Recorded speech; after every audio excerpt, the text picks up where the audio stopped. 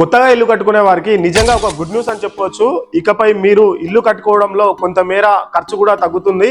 ప్రభుత్వం అధికారికంగా అయితే ప్రకటించేసింది. ప్రస్తుతం మనకున్న తెలుసు కదా, గృహ నిర్మాణ రంగంలో సిమెంటు, ఇనుము, ఇటుకలు, మార్బులు, గ్రైనైట్ లాంటి మెటీరియల్స్ ప్రధాన పాత్ర అయితే పోషిస్తాయి. వీటిలో సిమెంట్ ఖర్చు బడ్జెట్ పెద్ద భాగం అయితే తీసుకు ఉంటుంది. ఇంతవరకు సిమెంట్ పై 28% జిఎస్టీ వేసేవారు.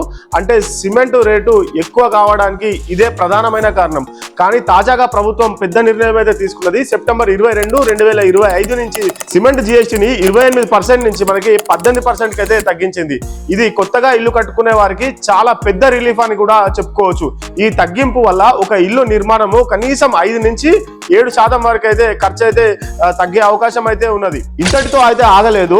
మార్బులు, గ్రైనైట్, శాండ్ లైన్, ఇటుకలు లాంటి పదార్థాలపై కూడా జిఎస్టీ 12% నుంచి 5% అయితే తగ్గించేసింది. అంటే మనం ఫినిషింగ్ వర్క్స్ లో కూడా మీ ఖర్చు అయితే తగ్గించుకోవచ్చు. ఇల్లు నిర్మించుకోవాలని ఆలోచిస్తున్న వారు లేదా ఇప్పటికే ప్రణాళిక ఉన్నవారు ఈ జిఎస్టీ మార్పులు ఒక శుభవార్త రియల్ ఎస్టేట్ రంగ నిపుణులు చెప్తూ ఉంటారు. ఈ నిర్ణయం వల్ల డెవలపర్స్ కూడా లాభం పొందుతారు. డెవలపర్స్ కు ఖర్చు తగ్గే వారు కూడా కస్టమర్లకి కొంతమేర తక్కువ ధరలో ప్లాట్లు, ఇండిపెండెంట్ హౌసెస్ ఇవ్వగలమని చెప్పుకుంటారు. అంతేకాదు రాబోయే ఫెస్టివల్ సీజన్ లో ముఖ్యంగా దీపావళికి ముందు హౌసింగ్ మార్కెట్ మరింత యాక్టివ్ అయ్యే అవకాశం ఉందని కూడా అంచనా వేస్తూ ఉన్నారు. కాబట్టి ఫ్రెండ్స్, మీరు కొత్త ఇల్లు కట్టుకోవాలనుకుంటే లేదా బుకింగ్ చేయాలనుకుంటే ఇప్పుడే సరైన టైం అని చెప్పుకోవచ్చు. ప్రభుత్వం తీసుకున్న ఈ నిర్ణయం వల్ల ఖర్చు తగ్గి కొంతమేర లాభం పొందే పరిస్థితి అయితే ఏర్పడింది.